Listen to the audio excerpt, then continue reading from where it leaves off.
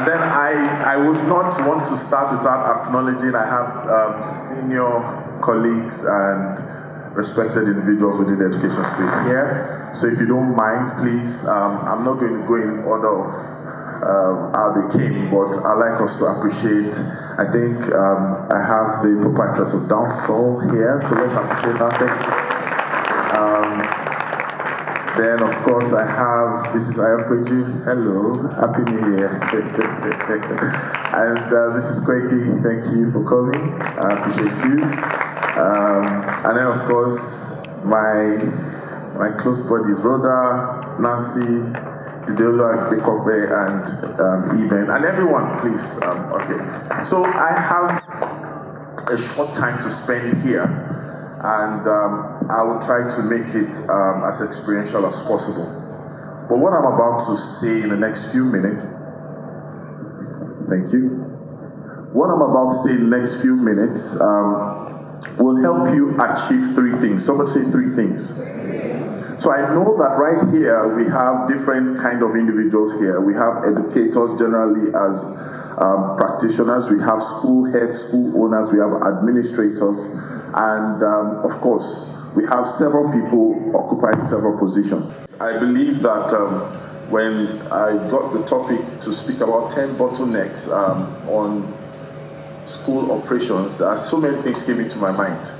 I've been privileged to consult for different grades of schools and at different levels, especially when it comes to cultural transformation. And the issue of school operations, most times people look at it from just one end, one dimension. And I think that I would want us to open our minds as I share my thoughts. Because school operations really is the sum totality of the school itself. I believe that the school operation is divided into 4 dimensions. The first dimension has to do with the entire welcome experience of the school. And there are operations or operational activities in that. The second dimension has to do with the service experience of the school. And that, of course, most of us are familiar with, that parents take a decision on a school majorly because of the service experience. And then, of course, the third aspect, which, of course, most of us are aware of, is the exit, the transitional side of the school operations. This is where a lot of us are silent or weak at. I find a lot of gaps here. And then the fourth one is the follow-up culture, which is most times not existent within the school space. If you were to look at the schools that we have in today's education sphere, especially private schools, you will find that a lot of investment has gone into the welcome experience of the school. And so if I was to ask you, what's the name of your school? You would answer me, and most of the time you will answer me based on the welcome dimension of your school operations. When you are going to share with me what your school looks like, it's most times going to be sum total of what? The welcome experience. We're going to see the logo, we're going to see how to enroll, we're going to see your forms, we're going to see your step-by-step procedures. You probably send me to a downloaded document or a landing page of some sort. All these things are actually powered by operations, but all the while, the more we try to grow and improve, sometimes we ending up with what we call bottlenecks. So I'm going to use the word bottleneck, which is 10. If you count bottle and then you put neck, you have 10. So I'm told to share 10 bottlenecks. So I'm going to use the word bottleneck. Can we do that together? Can you spell bottleneck with me? 1, 2, go.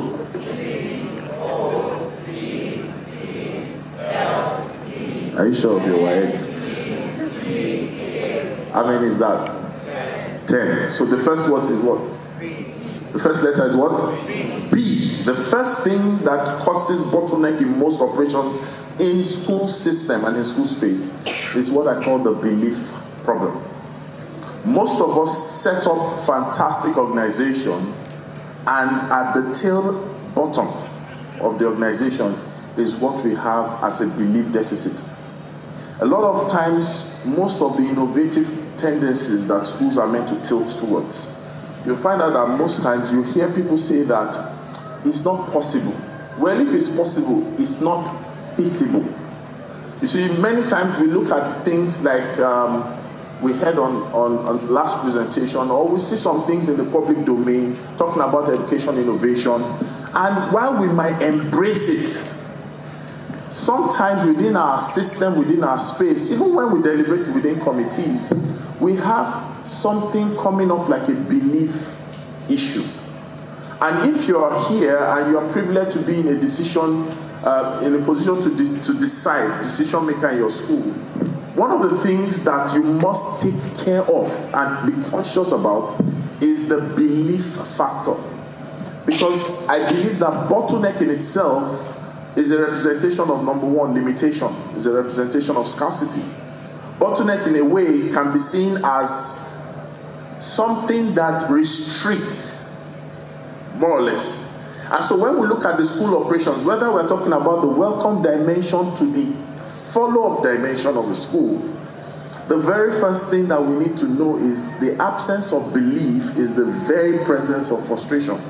And that means that as a school, you might not go far. In fact, the more ideation that takes place, the less progression that will take place. So that's why you hear people say that, you know what, don't worry, we've done this before. We said they will not agree. It will not work. We begin to have the kind of conversations in our teams that shows lack of belief. And this is sometimes not looking like a curricular content. Because you look at it, what is belief? Belief is everything. Somebody say belief is everything. If you don't believe something is possible, no matter how much someone displays or demonstrates what it is going to achieve, trust me, you probably take it as if it's a pinch of salt. Are we together?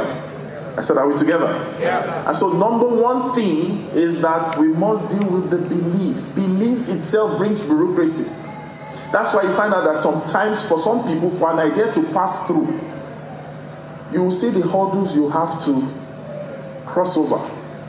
And if you're going to deal with the belief factor, then I need you to understand, for those of you who are trying to push through that bottleneck, you must overcome belief through selling. Everybody say selling. It sounds strange, right? Everybody say selling. This is how it works. When there is a possibility of a belief deficit, you don't share your idea, you sell your idea. So when you meet a school leader, you meet a school committee, or you meet a team, you're a school leader, you're a visionary, and you want to pass an idea across, you don't just share it. Ladies and gentlemen, I want to share with you what the direction of the school's future is. I want to share with you how we can automate our processes. No, you want sell it. At that point in time, you're not looking at just the passing out of mere information, you are trying to cause belief. Are we together? So I'm sharing with you some of the problems and also probably additions to solutions. So what's the next letter? I can't hear you. O stands for orientation. Now when we look at it, a lot of times there are many things that we've been able to inherit in our school system that has been like tradition. It's almost like routine has taken precedence over the things that we do. And so sometimes if you ask people, why do we do these things? Let me give you an example. I went to a particular state to do a program called Teacher Support Program, and I was speaking across the local government. And I spoke to the heads of school there. I said, do you guys have assemblies every day? They said yes. I said, fantastic. I said, do you sing the national anthem when you're at your assembly? They said yes. I said, so on a fateful day, you come into your school, you say, students, it's time for the national anthem. We're going to sing national anthem. And the student says, excuse me, we are not singing today. I now asked, I said, what would you do? Let me pass it to this audience. You will laugh. What would you do? Anybody? You say what? You ask why. And they say that we are tired of singing the anthem. What would you do? You said? What he wants to sing. You ask again why? No, what he wants to sing. Yes. You ask? Oh, okay, you are using that 5 principles, the 5 whys. Oh, you don't know students. They will answer you 5 times. Must we sing the national anthem every day? You know, I did this thing in Ogun State too, and the first person that spoke was close to me. She said it in Yoruba, oh, be one that. I just opened my mouth. In translation,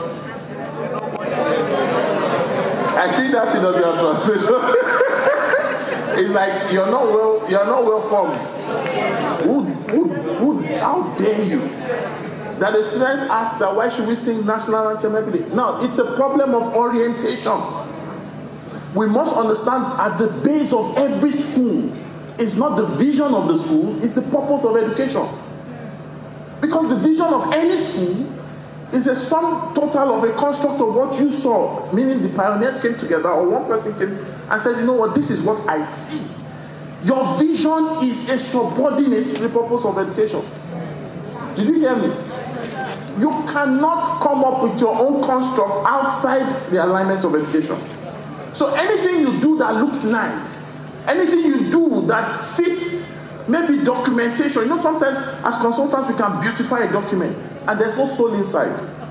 Do you understand? This is what we do. Some people have asked me, can you help me craft a vision? And I said, you know what it means? Whatever I created is mine. I saw it, you didn't see it. I will not teach you how to see. You know how blind people are held by someone and then they take them around. Are you following what I'm trying to say? The day I leave, you have no vision.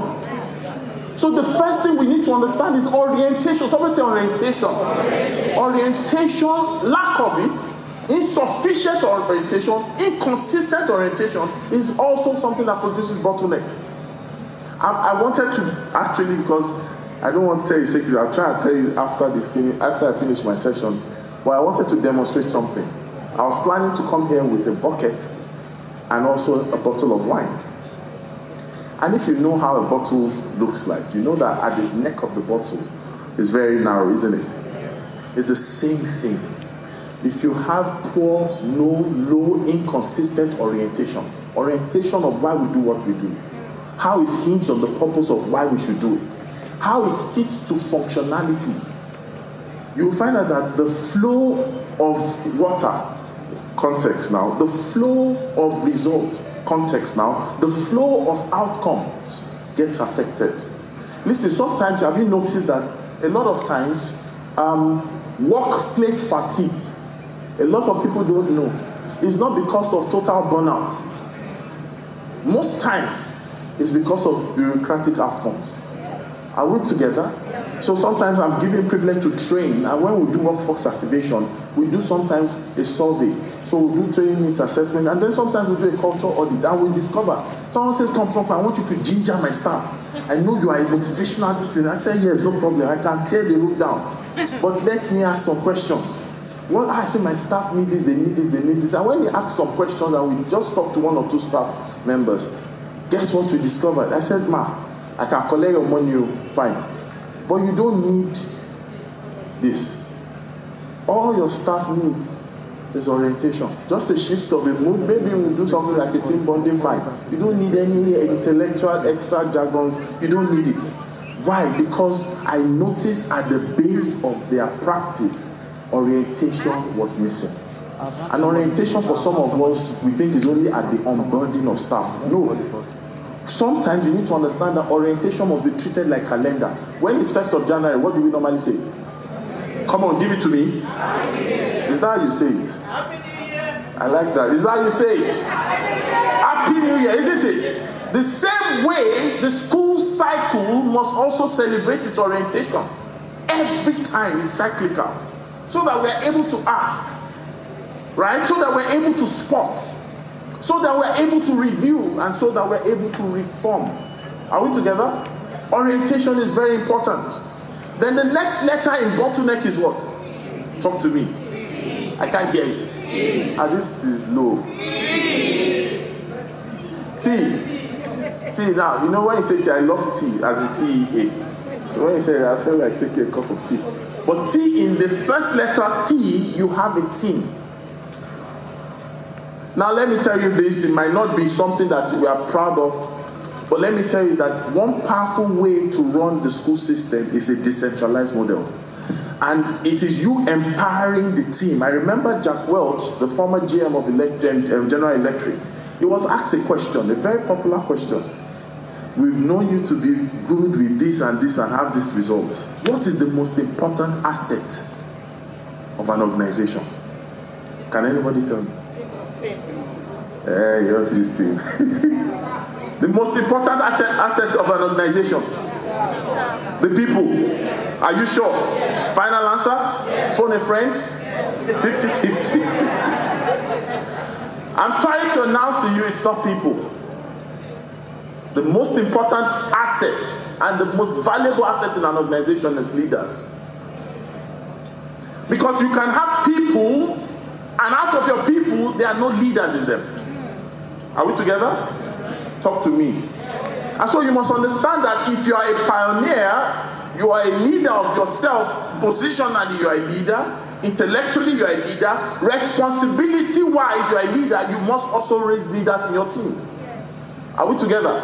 In fact, that is your number one job description. As a school principal, school leader, school owner, your number one job description is to make leaders out of you. Are you following me? Are we together? So you need to understand that when we work with all these things, behind must be a team. Sometimes you have interaction with a school leader or the school leadership. You are like, man, this school is a visionary school. Fantastic. Watch them in the next 5 years. Watch them in the next 10 years. And then they say, you know what, can you talk to some of my team to continue? And then you talk to the team members. See the gap. In fact, you know the difference between night and day. You get what I'm trying to say? Now imagine you now carry something that was born out of investment. A conversation and a transaction that was born out of investment. You carry it. The team, they are willing. They are sincere, but they are sincerely wrong. They are sincerely weak. And it's a capacity issue. Because for every time a team appears, capacity appears. Are we together? You know, it's funny when you walk into a restaurant, I don't know if it's happened to you before. When you have an issue, you say, I want to see the manager. Have you said that before? Has that thing happened to you before? And if someone comes to you, you can almost tell the person, no, I want to see your boss. No, you. The person, I'm the manager. No. You don't look like. Let me tell you this. Capacity is visible. It's also audible. There are times that you look at certain things, you say that it's not there, it's missing. You know why? Because a lot of times, it comes from inside out. Are we together? And if you don't have that in place, it causes what? Bottlenecks in your operations. And I'm excited I'm talking on the platform of Edves because when I look at some of the solutions that they have, it also complements, substitutes some of the gaps that you might have. If you have, for example, a belief gap, is it possible? I think if I'm correct, Edves has over 700 and something clients. So if, for example, you think you're talking about automation, is it possible that a school can go fully automated? Yes. What's the proof? Edves. I don't know whether you get my point. Is it possible that you can scale through the orientation and you have it consistent? You know, sometimes maybe a facilitator is excited, or maybe the team is excited, maybe the school is making profit this time, no problem for parents. Orientation must never be subject to sentiment or mood. It must be a system in place. It's plug and play. Somebody say plug. Come on, say plug. Somebody say play. I think by the platform itself, orientation is plug and play, isn't it? Once it comes in, we go in. And then when we talk about the team, fantastic support structure, isn't it? And then, of course, I'm sure there's going to be an orientation and training for the team. So what I'm trying to say is I want us to look at it from a relatable angle, isn't it? So we have B-O-T. What's the next letter? What's the next letter? T. The next letter T. What do you think is the next letter T? If you get it, I'll give you $1,000. You don't think I can? I said I'll give you $1,000 if you get it. Training? No. Trust? Huh? Time? No. Huh? On this table you can't answer because it's not my note, right? You want to collect my money. The next letter is trust. Everybody say trust. I could have changed this actually. You answered trust. Did I hear you say? You see his capacity. You didn't talk. Have faith in yourself. Do you understand what I'm trying to say? Now, listen. Trust is a big deal. And I want to tell you this, it also affects even people who are non-education based. Yeah. Let me tell you, when you build your organization and you at the heart of the operation, right, there is what we call the fabric of trust. And the fabric of trust is found in your model of operation and leadership. I normally share this fantastic model of leadership, and you might practice it in your own way. That for you to be able to trust, you must also be able to thrust. T-H-R-U-S-T. Are you getting it? Somebody must be in the place of flow of action for you to be able to trust. And this is how it works. I do, you watch. I do, you do. And then you do, I watch. Can we say together, I do, you watch. Watch me do it. Then I do, you do. Participatory leadership, isn't it? Then after, you do, and then what do? I watch. And if you look at a school that really wants to build trust in its system, number one, you must be able to have something that is impregnable, isn't it? You must be able to give some measure of control out, isn't it? Yeah. How do you do it? You must do it with your people, you must do it into a system. Right? You must be able to get people to begin to do things. And it lightens the burden on overall leadership. It also makes you raise expertise. And then it also makes it to spread. Listen, sometimes we raise expertise, we don't spread expertise. I remember many years ago when I used to work in the bank, I had the privilege of doing what we call rotational role. So they take us around functions and departments, not because you wanted it yourself, but they didn't want to build a system that somebody will fall in one day. You just wake up and find out you can't function as you should because somebody is not in the office. Are we together? We must learn to apply this. And when you look at the Edves solution, right, it also helps you to put this thing in practical terms. I don't know if it's making sense so far. Yes, sir. Are we together? Yes. What's the first letter? B. I can't hear you. B. What is B? Believe factors. I can't hear you. What's the next letter? What is it? Orientation. Fantastic. What's the next letter? T. What is T? Team. T and Kofi? No. T is what? Team. The team. Okay, what's the next letter? What's that? Trust. What's the next letter? L. L is leadership. And I want to take this as a different angle. Leadership is most times defined from different eyes or different perspectives. But I'm going to show you two sides of leadership that you probably need to pay attention to. Number one, leadership speaks about ability to deliver, listen, desired change. And when I look at it from that angle, it brings me to this question. Do you know that every school is making a promise? Do you know that? Every school. In fact, when I check a school on site or off site, I see something. I see the vision of the school. I see the mission of the school. Sometimes the motto of the school, the mantra, the mandates of the school. Sometimes I see the charter. You know, some people go further. They don't just say that, they tell you sometimes there are many things you see, but we don't see the promise. And let me tell you the honest truth, your vision is not necessarily the same thing as your promise. Every school, grade A, grade B, grade C, grade D, grade E, whatever grade you are making a promise. Can we say together? Every school is making a promise. Say loud and clear. Every school is making what? A promise. And like we say, a promise is what? It's a debt. You have to pay it. So I want you to think about it this way. Are you keeping the service promise? Are you keeping the service? How do you keep the service promise? Through leadership. Leadership creates your ability to deliver desired change. Now, you know there are times that we have to tell ourselves the truth. And this is, I think, where we always hear this word, and I'll say it shortly. You might not be able to do it all by yourself. Do you agree? Talk to me. Yes. That's the beauty of the world. In fact, I used to say this, and those who know me say, they know I say this all the time. For you to stand as a successful entity, you need enablers, you need amplifiers.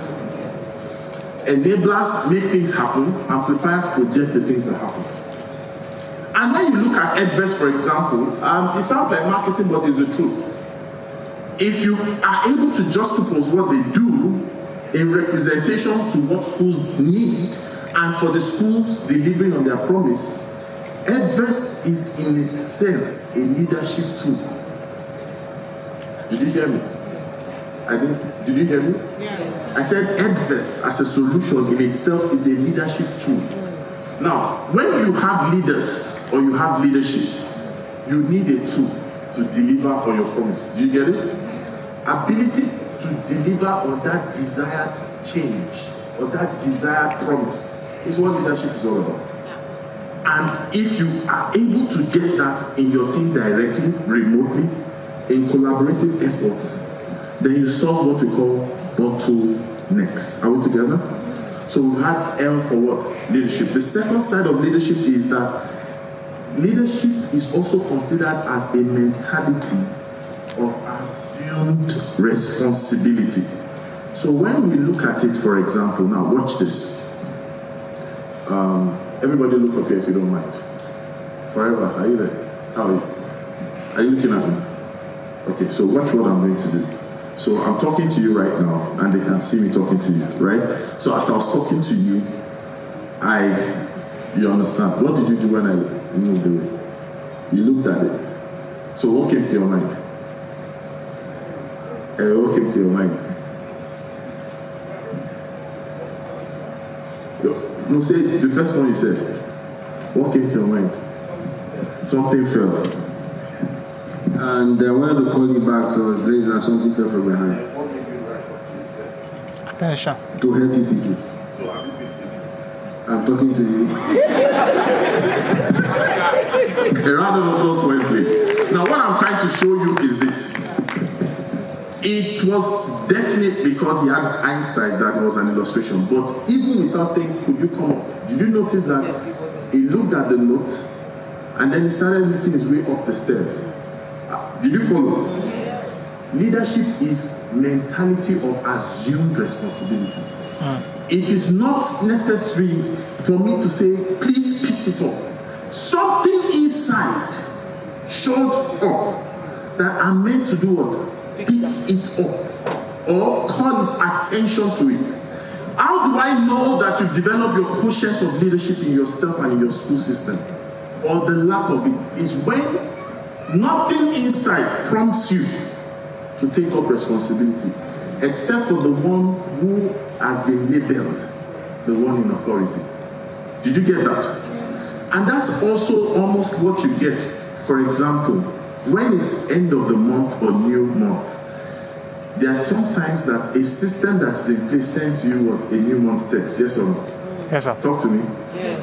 When it's end of term for schools, you have results, yes or no? You know human beings can forget to prepare results on time. Agree? Yes. Talk to me now. Yes. But you know that an automated system can take care of that. The day I discovered that sometimes you can schedule an email, it felt like I struck gold. Because sometimes my worst nightmare is email. You understand? And there are times that you have sent a mail, probably scheduled a mail, and you're sending it in the wrong time zone. Do you understand? So, but you see, when you have a system in place, it puts you in a place and a position of what? Of leadership. Market leadership, system leadership, departmental leadership. So we don't waste too much time. What's the next letter? E. I can't hear you. E is equity.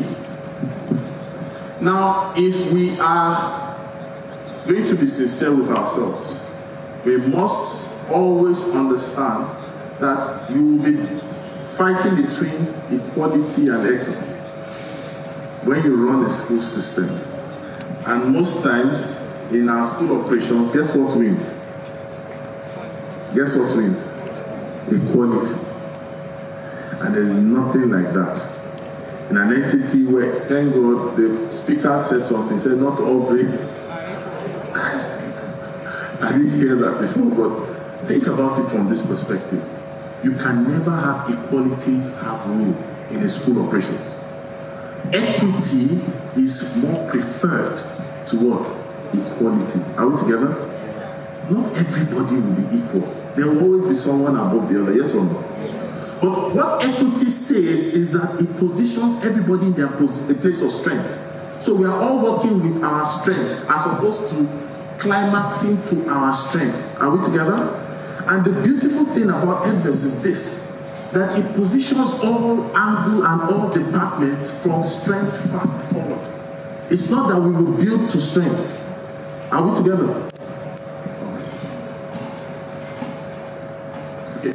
So, are we getting this? So we've talked about BOTTLE, which is equity. Equity, or lack of equity, better still, is the one that causes that. And then the next one is what? N is neglect. And I want us to, I'll just rush through this. Most of the time, there are things that we neglect. We neglect it out of omission, we neglect it out of capacity, we also neglect out of bias. A lot of times, there are things we refuse to do because of the bias that we have. And this causes bottlenecks. And then the next one is E, which is environment. Environment is everything. I believe that, we hear that there are 3 factors that define people. It also defines organization. Number 1 is the environment, right? Number 2 is their philosophy, right? Number 3 is their culture. But the truth of the matter is your culture is a sum total of your environment and your philosophy, right? And so we must understand the environment of a school can impede on the effectiveness of the school and cause bottlenecks. And I'm excited that the solution from Edves solves that. And the next letter is what? C. And C talks about the culture of care, right? I want us to understand that when we don't have a culture of care, there are many things that will make hard for ourselves. I believe that policies that exist in school should be functional. I said this and I bring this to a close. I said this in a forum some years ago. I said that, do you know that if we practice care to the fabric of our school system, we will question a lot of things that we do. So I said, for example, apart from ceremonial events, why should students in tropics, hot Nigeria, why should we wear suits for school uniform? That's just a food for thought. Because maybe our model of education was on the bridges, right? So they wear jackets, we wear jackets. Maybe that's why our lawyers put on wigs. Maybe. But that's the food for thought. But I just want us to understand that if care is at the base of your operations, you have less of bottlenecks. And then the final one is K, and that's the knowledge level. And we must be given to training, we must be given to remodeling and reviewing things from time to time. And I'm excited that we can trust a platform like Edves to ensure that within the concerns and the frame of school operations, we have solutions that treat all the things that I've shared. And we can move from bottlenecks, right? And then we can open the floodgates of performance, floodgates of expertise, floodgates of excellence. That's the honest truth. And I end this with this. Understand this, and I discovered this statement, I think it was 2004, 2005, that all you know is not all there is to know. You might want to write it down. For someone else, all you know is not all there is to know. Right? And when you know that's the situation, then every hour, every minute, dedicate to learning more. Thank you very much.